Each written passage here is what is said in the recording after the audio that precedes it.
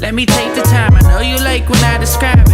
I've been lying to myself, truth I wanna hide it. Fall in love in 7 days a week and won't describe it. I've been trying many things, but nothing comes as close as flying in the same plane. Wes provides a lot of quality context, in my opinion, for someone to just be a random viewer and say, you know what, here's someone that I aspire to be like. Big brand, big personality, financially stable, family man, etc., etc., etc.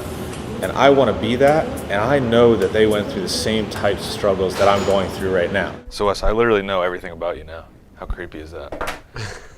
So From creepy. what? Did you just read my bio? I mean, I know that you're one of the top 1,200 financial advisors. Top 1 million. 1 million. I'm in the top 1 million. The top 1 million of 1 million one? Yes. That's a beautiful thing, though. I mean, that's still an accomplishment, right? It is 2016, so you get trophies for 8th place. Yeah, I mean, the Barron's thing is kind of cool. I did that. I was on. It's one of those things where I wanted to be on that list a long time ago. There was a guy, he's still alive, a guy named Rick Edelman who's in Washington. And he's an advisor that I related to on a business level. Yeah. So I always wanted to be on that Barron's list. And then they've expanded it, and there are a couple different lists within Barron's. So I was able to get on it a couple years ago, and that was pretty cool. So, do you think that what you have as the entrepreneur is something innate, or do you think it's something that? Do you think someone could walk in today and say, "I want to do what you do," no experience, no nothing, and learn, be successful? I don't think that it's everybody. Well, the first one thing that doesn't get talked about a lot is that there's a lot of levels of entrepreneurship. Agreed. It's almost like I think the definition is about like the willingness to undertake, or it's like the French word entree. I used to do a speech about this where it comes from the word entree, to undertake a business risk or engagement, like you take upon the risk to do it. Yeah. But if you think about it, there's this gigantic spectrum of how much risk you took. And if you think about how many people in America are pure entrepreneurs, which I would say I am not.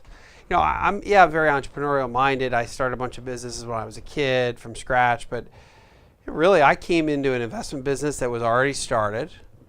I had my own client base, and I was able to come over and merge as a partner and one of the owners, but I didn't do it from scratch completely. And then I think about Wela. Wela isn't totally from scratch. It's not like one guy, one idea. Yeah. It was very collective. Yeah.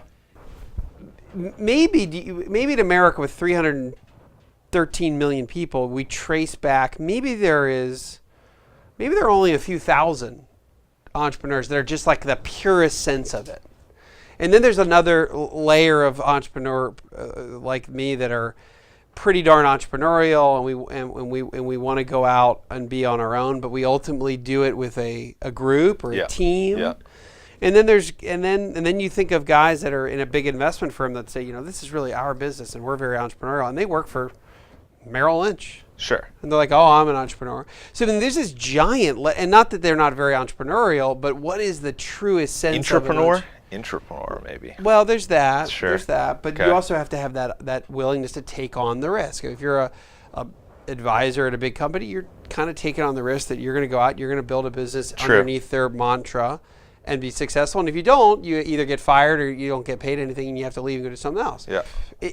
I will tell you that there is this massive level of dedication for entrepreneurs where they don't even question, oh, I've got to go work. It's just like, well, it's what you part. do. This is just what I do. I don't think about it. Like I don't go, oh man, I can't believe I want to do it. I've nobody else telling me that I should be getting to these levels. It's just all self-imposed. And I think that is very entrepreneurial. But if you think about some of our clients that are, and I work with a lot of pretty wealthy folks that work for these big consulting firms. I mean, think about how corporate those places are. It's like performance review every 30 days, peer review, and it's this massively corporate environment. But they also have to have this innate drive and be willing to undergo all this risk to get to where they wanted to be too. So there's an entrepreneurial spirit, I think, that lives in all of us. It depends on where we're able to kind of cultivate it. So you're a North Carolina guy. Yep. Where are you from originally? That's what I don't know.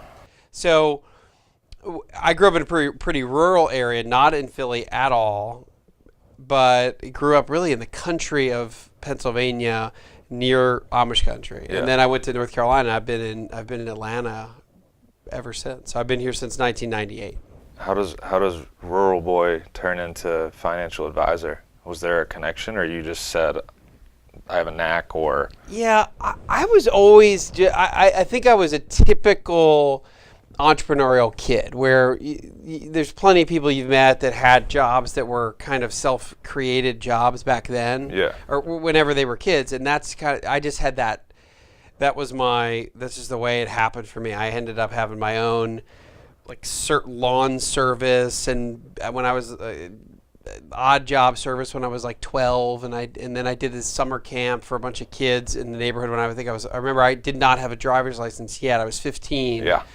And I mailed out all these letters to the surrounding neighborhood because it was rural. You didn't have like a camp down the road or a community pool. It was in the country. So I think I rode my bike around a bunch of places and dropped off flyers, and then ended up having interest from parents, and I ended up with this summer camp with like 15 or 20 kids, and I did that.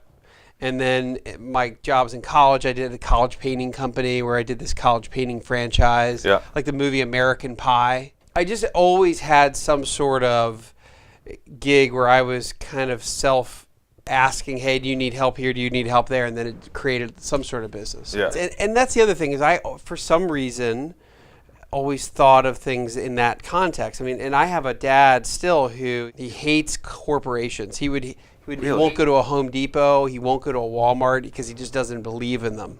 Interesting. He calls it the corporate war machine. So naturally, growing up and going into this business, it was like the most displeasing thing I could possibly. It was like oh, dude, don't tell Dad you're going to be a financial advisor. Anything but that. And then I realized in my later 20s and early 30s that no matter what I did, it probably wouldn't be the right. I mean, he wouldn't be excited about it anyway. Yeah. So I just learned to kind of live with that. But I remember thinking of.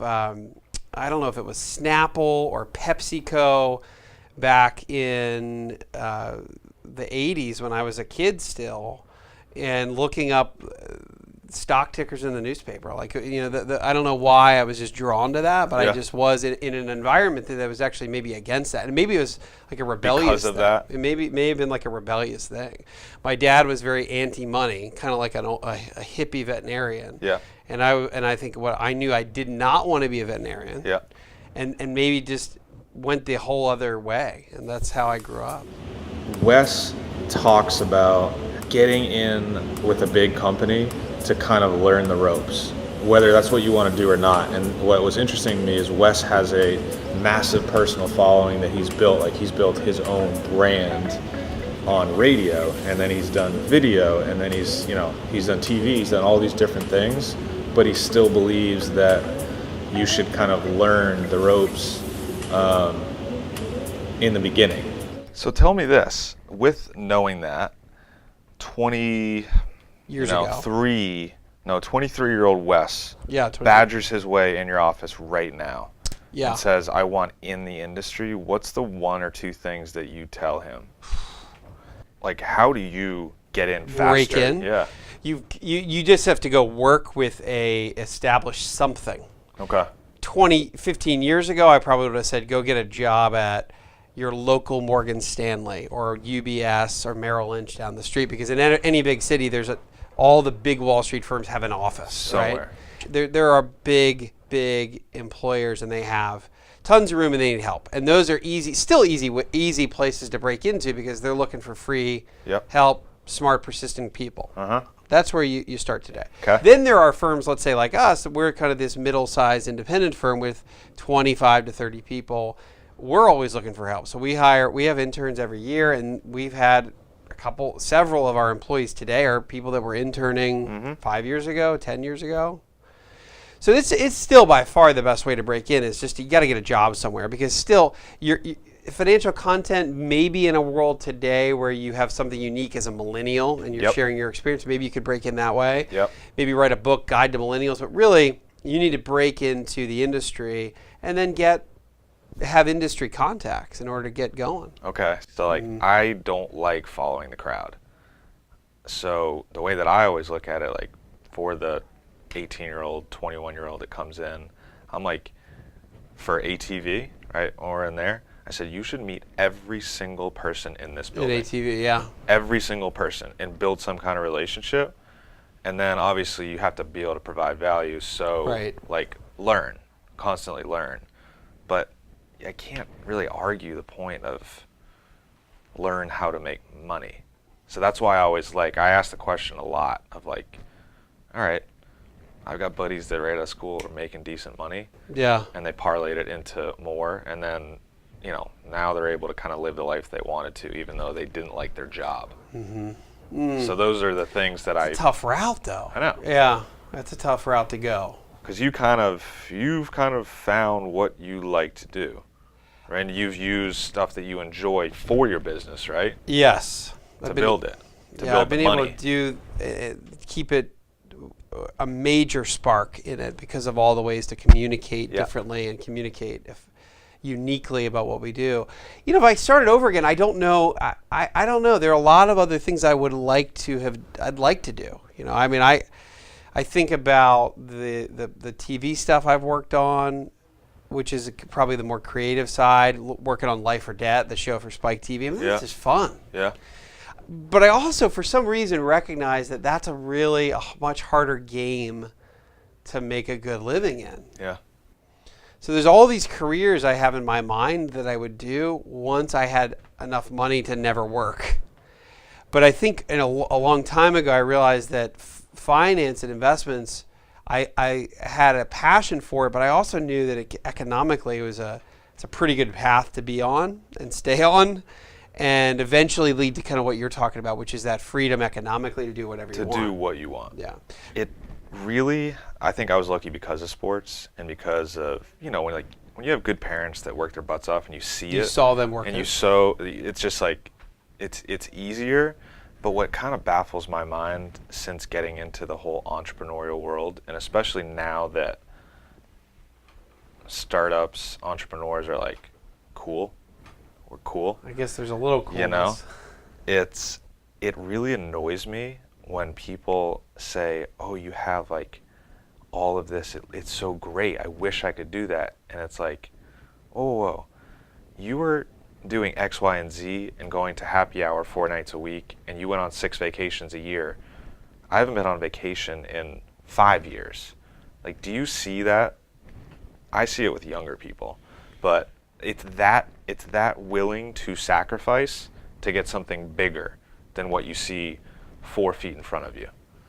Yeah, I see. I do. I know that the millennials get a lot of flack for not necessarily having that, and then there's this small carve out that's the startup world, and they're entrepreneurial and they get it. Yeah. But I don't know if it is as generational as we might think it is. I wonder, because I think so much of that is just innate and it just comes out of you. Yeah. I think that I bet you anything, if we look back 100 years later, you'll have a similar percentage of entrepreneurs in the baby boomer generation as the Gen X generation, as the millennial generation. I think that there's that 10, 20%, whatever that is, that's really entrepreneurial minded, that craft their own path anyway. Mm-hmm. And they fight through. We may all start at different points in the economic cycle, but eventually, like, that's your true inner business person that just comes out. It's almost impossible to keep it down forever.